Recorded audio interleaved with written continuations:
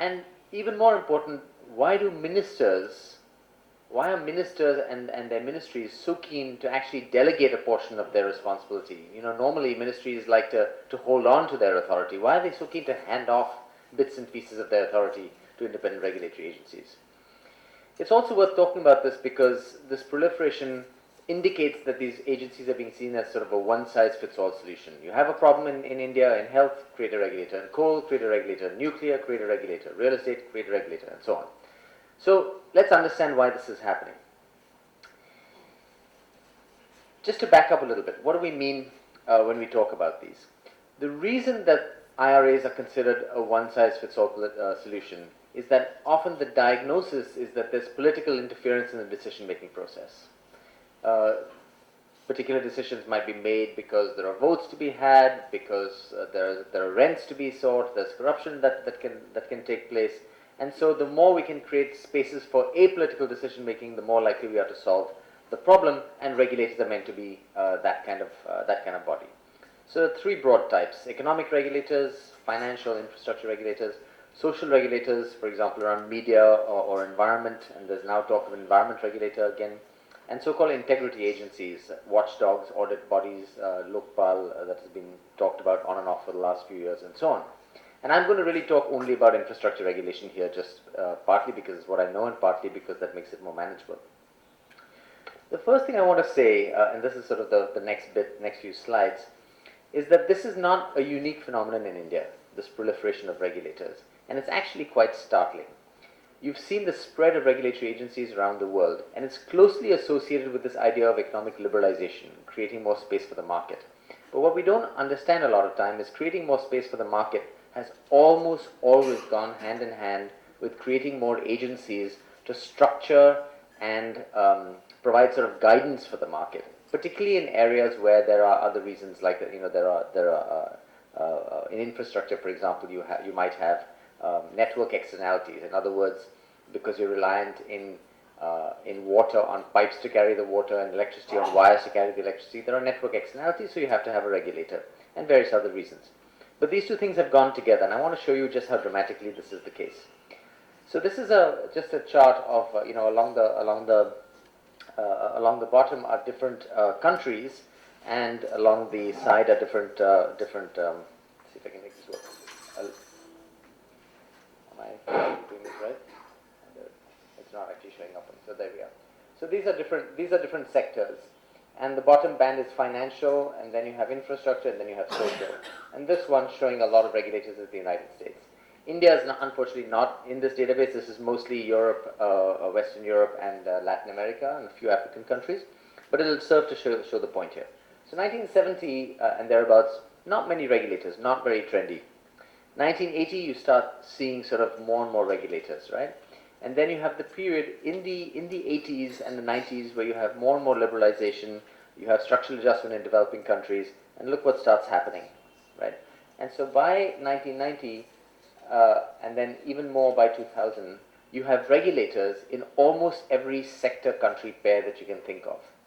Regulation, independent regulatory agencies have become the dominant form. So especially in the decade of the 1990s, look at that, right? And across financial, across infrastructure, and increasingly across social regulators. Now you have it this is 2007.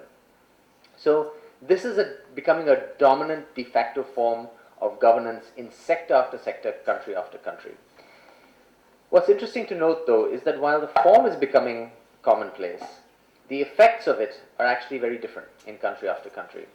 And one thing that's intriguing to me about this whole phenomenon is that there's an assumption that the same institutional form will work in country after country, even though countries are very different and they face different kinds of constraints. So we did a study looking at the volume that's recently coming out, which we call The Rise of the Regulatory State of the South, saying what's different when you have these regulators in the developing world. Do you have different kind of effects, and are the conditions very different that these regulators are confronted with? And what we found is that regulators are frequently transplanted without an understanding of the local context. And that transplantation happens because in a country, regulators are understood as a good governance kind of signal to the private sector. or there is a larger sort of economic restructuring loan that is ongoing, maybe with the assistance of multilateral development banks, and again the regulator is included as part of that package of restructuring. The second thing we found is that regulators in the developing world are often confronted with pressures of redistribution. So this idea about being apolitical, and this is a theme that I want to really hammer home, is very hard to sustain. So, when a regulator is asked to take a decision on purely technical grounds, and it has the effect of creating winners or losers, it, for example, increases tariffs for poor people, that's going to lead to pushback. That is a political issue, whether you like it or not. And so regulators are struggle with that much more in the developing world. The third thing is weak state capacity. You have sectors, I mean, for example, take India, right? You have a regulator in the petroleum and natural gas sector. Who are you regulating? You're regulating Reliance Industries, one of the most powerful companies in the country. You have a handful of people sitting at the regulatory agencies, often without that much in-depth knowledge of this very technically complicated sector. It's a mismatch. It's very hard to actually regulate in many of these cases. And so these factors play out differently in different national contexts. You have different effects in different countries, and I can't go into the details here, but it's very interesting to look in a cross-comparative way. And now I want to talk then about how this has worked out in India. And India sort of has a very particular sort of footprint of how regulatory agencies have worked out. Again, since time is short, I'm just going to give you a snapshot. I'm going to make it a little caricatured, but to be provocative, I'm going to come out with what I call 3 myths of Indian regulation. 3 reasons why the story about a one-size-fits-all silver bullet solution to all India's governance problems, if you hear this in the paper, start thinking hard, and here's 3 reasons why. The first myth is that regulators can single-handedly depoliticize decision-making. You have a real estate sector where there's a lot of rents being made, lots of land being handed out because people have access to decision-makers. Create a regulator, all that will stop tomorrow. Highly unlikely. And the reason is that in India, in particular, many regulated sectors are in the middle of reform.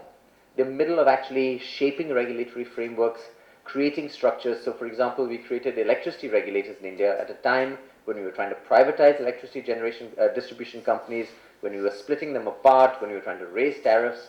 So these are times of a lot of change which creates winners and losers. And so those winners or losers, figuring out who will win and who will lose, is something that requires careful political management. In other words, it's a political issue. It is not a technical issue. And those trade-offs are something that regulators are very hard-pressed to deal with. I have one interesting example from the state of Andhra Pradesh I'd like to tell you about. So Andhra Pradesh, the regulator came in, he said, we're going to go strictly by the book. We're going to look at what the economics tells us the tariff should be. And the tariff hike was, I forget the exact number now, but it was upward of 15 to 20%. And he said, I'm just going to do this. This is what I've been hired to do. And so he did. There were calls from the chief minister. There were riots on the street. The next 4 years, the Andhra Pradesh regulator did not raise tariffs by more than 0.1 or 0.2%. Right? And what he did is he came up with a very clever mechanism where he said, the distribution company has to every year show me an efficiency gain. And it so turns out that that efficiency gain was exactly the amount required to bring the tariff down to zero, the tariff hike down to zero. In other words, he found a way of not raising tariffs while making it look like he had made a technocratically correct decision. So this idea that we hear this a lot at least in my circles, look, for a regulator to be truly, all you need is a truly independent regulator. And, we have these sort of regulators with weak backbones. We just need the right kind of guy. And they're all typically men, unfortunately. Though the most impressive regulator I've come across is actually a woman, Geeta Gauri, in the Competition Commission. And this you might call the TN Session effect, right? Which is TN Session came in and he cleared up the election commission. And I've actually heard people, colleagues of Reliance in the World Bank from many years ago, talk about how Session was the inspiration for regulatory agencies. If you can do that in elections, which is so hard, maybe you can do that in electricity. The difficulty or the difference is, in elections, the bulk of people, the average voter, gains for cleaner elections. In electricity, there are losers if you clean up the scenario, right? And so it's actually much harder. So regulators are unelected and they have no democratic legitimacy to take these kinds of political decisions. So then the argument becomes, look, maybe their legitimacy comes from taking a technically correct decision, especially in areas like water, electricity, telecom, and so on. As long as you're technically correct, you're on firm grounds. The problem with that argument is many regulatory decisions don't have a single technically correct answer. So for example, again using electricity as an example, as many of you know, in many states in India, we have a tradition, a history now of free power or cheap power to farmers, actually lower than the cost of providing them power. Now, everybody feels that that needs to be raised over time for various reasons. It leads to spillover effects with industry sort of thieving agricultural electricity and so on. But how do you do that? Do you do it immediately, all at once? Do you do it slowly over time? How are the political fallout of that to be managed? Where is that cross-subsidy going to come from? That's a question of political management. It's not a technical decision. And so regulators, again, stumble over these kinds of things. So where do we go from here? Well, I think two broad design principles, and I'm going to end, this is my second last slide. The first is we have to try very hard not to overload regulators with decisions they cannot handle. Is it really viable for a regulator to come in, and these are typically three-person bodies, all retired civil servants. Often it is the civil servant responsible for the department who, when he or she retires, becomes a regulator. So you take the fox and after retirement put him in charge of the hen house. That's I don't mean to sort of impugn our bureaucrats, but it is a structural situation where you're taking people and putting them in untenable positions. So you have to avoid delegating discretionary decisions that create winners and losers to regulators. That is the role of the political system. If the political system works properly, you wouldn't put regulators in this position. It's an impossible position for the regulators. It's not their fault. Where you do create them and you put these decisions on them, you have to give clear substantive guidelines on their political choices. The Electricity Act gives the function of regulators, it's like a 10-item long list of things. The regulator will do A, B, C, D, E, F, G, all the way down. Often, A conflicts with B, and B conflicts with F, and C conflicts with D. So how does the regulator make a prioritization among all those various objectives? They don't. They basically use it as a shell game. In some situations, they say, well, look, I was told to do this. In other situations, they say, look, my objective is A. In other situations, the objective is C, and so on. And the same with the political system. The political system gets to choose which objective it is putting forward when. So these objectives have to be clear and prioritized. But since we have a political system that often finds it hard to take tough decisions about winners and losers in the course of reform, often regulators are going to be given these decisions. They aren't going to be given clear substantive guidelines. In those conditions, we have to stop thinking about regulators as technocrats. Regulation is a form of governance. They're going to have to engage the political system. Now, this is now completely flying in the face of the traditional understanding of regulators, which is that they're apolitical. I'm arguing that they have to be credible actors in a political context, and they have to do that by gaining their legitimacy through their decision-making process. They have to hear other people out. Mr. Maira was talking about sort of stakeholders and processes. Regulators have to work in the same way, and they do. This is one of the positive things about regulators in India. They have to hold hearings, give people voice, and then based on that, give detailed reasons for their decisions. Detailed reasons to which they can be held accountable at multiple levels, through legislative oversight from above by legislatures, oversight from below or review from below through procedures, and an appeals process. And finally, all of this takes capacity. We have to build a dedicated regulatory cadre and so on. So there's just a simple message I want to leave you with, which is that regulatory agencies can improve governance, but not under all conditions. If business and industry is looking for a simple answer to the problem of regulation, particularly in infrastructure sectors, but also in these emerging new sectors, if you think that by creating regulators you solve this, I think that's very misleading. It is under a limited set of conditions that regulators can lead to some improvements. Thinking about the improvements they can bring as fostering apolitical, technocratically correct decision-making, again, I think is misleading.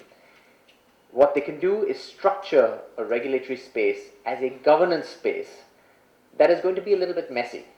It might be more predictable, which is what business always wants, but it's going to be a little messy. It's going to require hearings, appeals, and so on and so forth, but at least it will be more credible. The answer you get at the end will be a more robust answer, and hopefully will be a more long-lasting answer.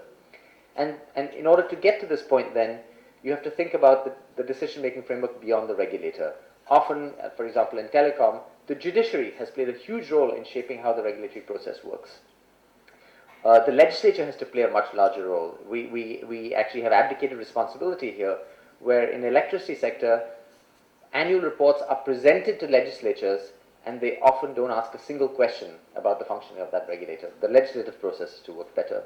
And then last, it's the role of all the stakeholders, including business. If we think about regulation in this broader and more encompassing way, we can get some better answers. If we think of it as a silver bullet, I think we'll be disappointed. Thank you.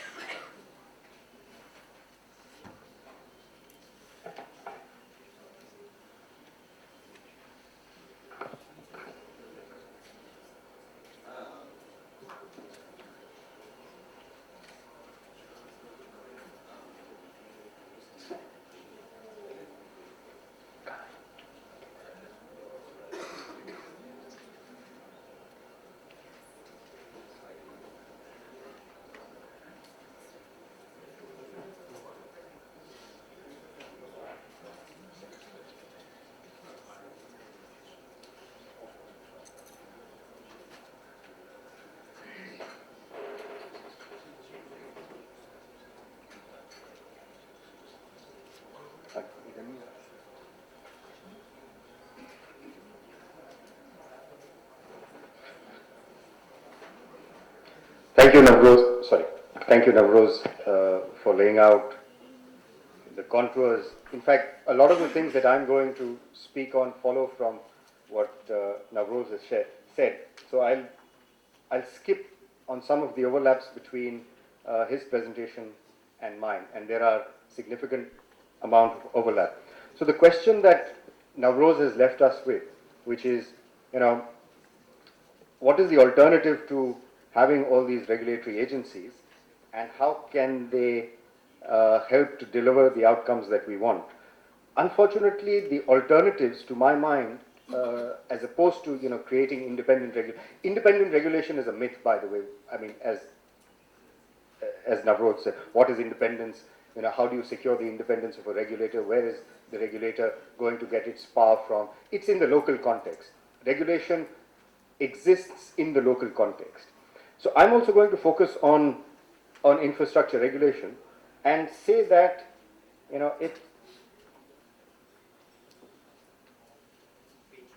page down, the other one. Okay, that, the alternative to regulation, and I'll just kind of give you some examples on why it's a necessary evil. I think, in my view, regulation, depends on who does it, whether the political process does it, whether an independent regulator does it, but it's going to be a necessary evil. You've heard since the morning about the massive deficiencies that we have in our infrastructure. On this slide, I'll leave these slides with you, but have a look at the numbers. We need, according to the 12th plan, since we're discussing the 12th plan, we need $1 trillion worth of investment in infrastructure. In the 11th plan, it was $500 billion. In the 12th plan, it's been doubled to $1 trillion. And this investment in infrastructure, only 50% of it is going to come from government. Running a very high fiscal deficit already, it's kind of too much of an ask for the government to be able to provide this amount of money for infrastructure investment. So the private sector has to be roped in. And if you're going to rope in the private sector for investment in infrastructure, you will need to create a space for independent, or at least some space for regulation. Also, you will need to create a space for what the minister had mentioned in the morning of public-private partnerships. Now, 1.5% to 2% of GDP, and the magnitudes are enormous. So you have infrastructure deficiencies causing you to lose about $50 billion according to McKinsey, according to another estimate, 1.5% of GDP. So the the negative spillovers of having poor infrastructure, the evidence is there. So we need to get it right. The Planning Commission has recognized we need $1 trillion of investment, how it's going to come, and so on. So one of the things that is a necessary precondition, it's not the answer, as Navroz has said, it's not it's not going to give you the answer, but is to create a good governance structure, a good regulatory structure. And in terms of sequencing, if you heard Navroz carefully, he also talked about sequencing. Do you create the regulator while reform is in progress, or do you create the regulator, you have the regulator in place before you've created the conditions for reform or privatization or including private sector? Now that's a tough question to answer. We know that sequencing is important, but we also know that implementation is going to be very difficult. If I recall, I worked with TRAI. TRAI was created, after the process of reform was introduced, and DOT de facto became the regulator of the telecom sector, and which led to all kinds of problems. Department of Telecommunications, you might be familiar with in your own background here. DOT was both the policymaker, regulator, as well as the operator. And that created enormous conflicts of interest between the incoming entrants, the new entrants, and the existing apparatus in place, which was government owned. So sequencing is important, but can we get it done? Do we move ahead with a broken system and hope that it will fix itself over time? Or do we create a perfect system in place before we set about reforming the sector?